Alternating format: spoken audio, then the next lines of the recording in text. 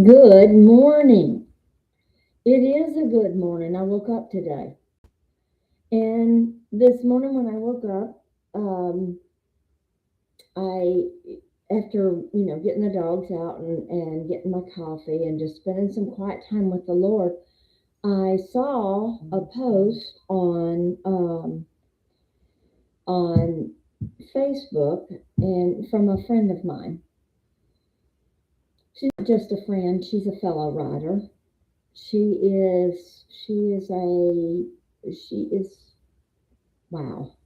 I don't even know how to describe her, except that she's on the same journey that I'm on, in that she met um, she met her Billy, and after I met Robert, and they had a um, an amazing love filled life together for a few short years. And then last year, and they got married the month before we did. Yeah, the month before Robert and I did, they had a ceremony, and they were just in bliss. And then last year, in March of last year, uh, Robert came down with pneumonia, the flu, and all kinds of stuff. And he was in the hospital battling for his life. And Billy went to the doctor, had a doctor's appointment. The doctor said, "You need to go across the hall to the ER." And Billy didn't make it. He passed. And everybody was shocked by this. I for one, was extremely shocked by it, because it's like, well, wait a minute, if it happened, I mean, I know this is selfish. I don't mean for it to be, but still kind of reeling from the events from my first husband. And it's like, if it could happen to him, Robert, you better not die on me. And he came very close. Robert came very close. So it would have been two wonderful men that would have been would have passed from our lives and from our U.S. Spider Riders North Texas club. And that's hard. It's hard for one. When you lose one, it's harder for two. And the more you lose, the harder it gets. But I saw something from her this morning in a post, and it says surviving grief. And I'd like to read it to you. I know I read things to y'all a lot, but I have comments about them afterwards. It says, "Here's something we don't talk much about when it comes to grief. It's not the early days when everything hurts and nothing makes sense.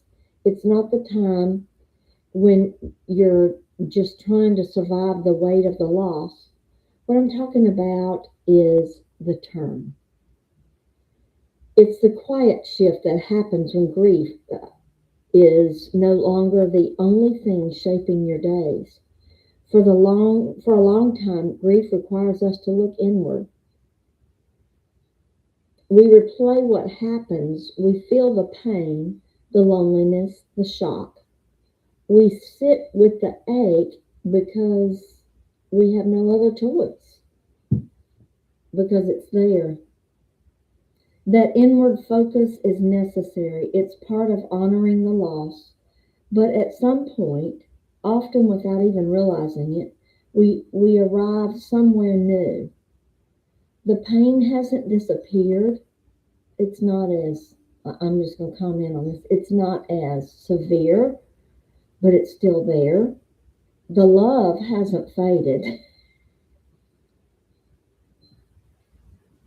That doesn't.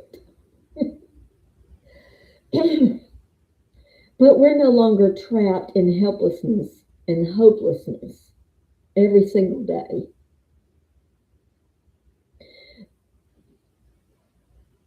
We begin to imagine life again.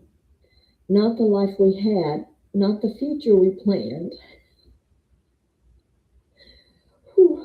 But a future. That's the turn. It doesn't mean grief is over.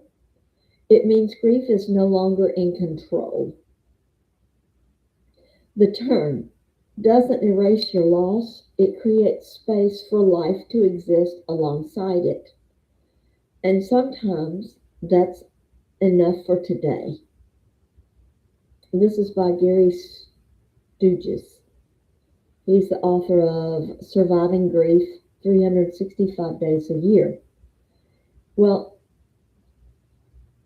a lot of this is true, but if you listen to me when I'm talking about grief and loss and stuff like that, God says it's possible for the grief to go away because Jesus bore our griefs and carried our sorrows, like it says in Isaiah 53.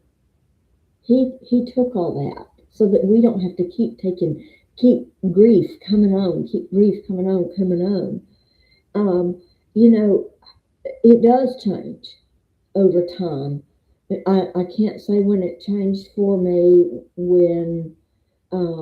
with my first husband, Eddie.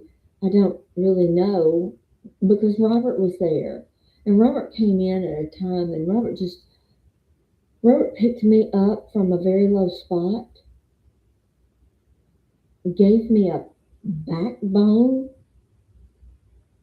supported me in ways that only love can do. He didn't want anything from me. At the time I had quite a bit of money. He never asked me for money.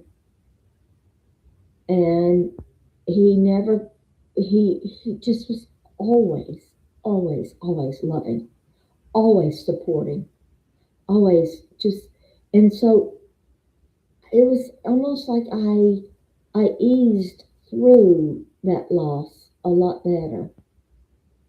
And I just heard the Lord say, well, I know what you needed. So this one came as a shock.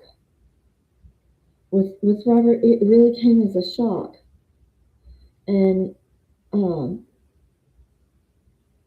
I wrote back to this lovely woman, and I said, I agree with the turn, but I don't give grief the right to stay in my life. You don't have to give grief the right to stay in your life because if grief is left unchecked, it will take over your heart and take over your mind, and you will never recover. You'll always be in that spot. It's like I can only go so far on my journey in life, and I can't go any further because I allowed something to come into my heart and my mind and to take over. So, in this, I said, so apply God's love to that part of your life and get healing and victory to live again. And that's what I talk about is and it's like, well, how do I do that? How do I do that? Well, it's one thing it's one day at a time. Sometimes it's one moment at a time. God, I hurt. I tell him from time to time. I hurt. I was hurting when Billy passed. I was it threw me. And I think, and for this, I apologize to anyone who had to deal with this. I kind of, I kind of turned selfish, and it was like this. It was so real to me. It was like this is a foreshadow of what you're about to see, and I didn't want to accept it. And I think yesterday, um, yeah, it was yesterday. I was crying, and mother um, came up and she's like, "What's going on?" And I said, I don't feel him anymore. And in a way, that's kind of of the term, there's a lot about Robert that I don't have those feelings anymore. I love him. I always will. I, I don't see me with anyone else ever. But I didn't see me. Well, yeah, I did see me with someone after Eddie because Eddie said, Christy, I want you to remarry. You're too young to be without a husband. You need to be married. And when they do that, that's like, okay, that's them saying, I want you to get married, and that's God saying, Christy, you're going to remarry. And God actually did minister to me and say, you will remarry.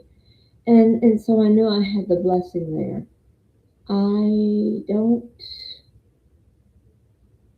want to ex- I don't want to experience loss. So I don't know if I'm really prepared to experience love again. But definitely not right now. That's just out of the question. um, so I'm just want to encourage you, if you are going through loss or you have gone through loss, know that there's going to come a point in a time where there's going to be a turn. Every day is not going to be about, oh, I've got to get up today. At some point in time, I get to get up today. It's going to be, I can take a step now, and I don't need somebody holding my hand. I get to progress, to move on. I can't even, I don't know if I have the right English words to say to express how that works or how it feels. I've noticed a change lately. When you go through experience growth, you notice changes in yourself. You can look back. I can look back 6 months and I can see growth. I can look back a year and I can see growth. A year ago, I was frantically trying to figure out how to do my own taxes. And oh gosh, I'm not making that mistake again. I had to try to figure it all out by myself. And oh gosh, I learned that I don't want to ever do that again. So, not ever doing it again. Um, but I also learned that I experienced a year ago life without Robert for a week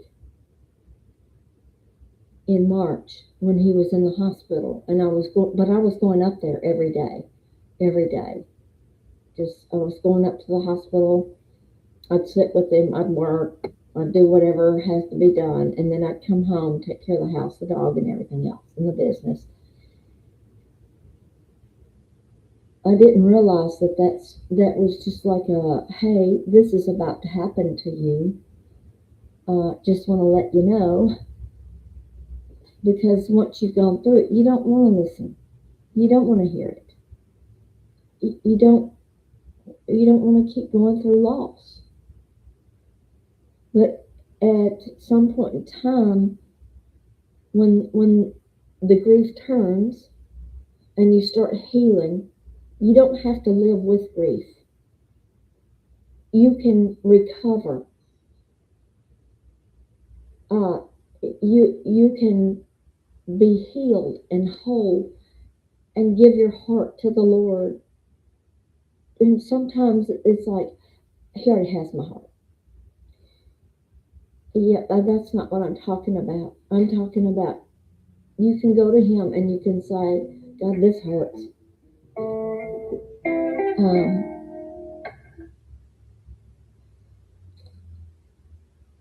I just have to tell Him, God, this hurts. Let's sit in this for this time, and let's work through these feelings, these emotions, this the grief. Let's and show me where you took the loss and you're turning it into my gain, because he says I that he'll take all everything and he'll turn it around for our good. I'm convinced that he takes everything and turns it for our good. It's Romans 8:28, and I didn't quote it exactly correct, but that is what it says. And so I give him these hurts. I give him my feelings. I give him my thoughts. I give him I give it all to him. There's times I just sit and I cry and I say, God, here, and he does good things. Anyway,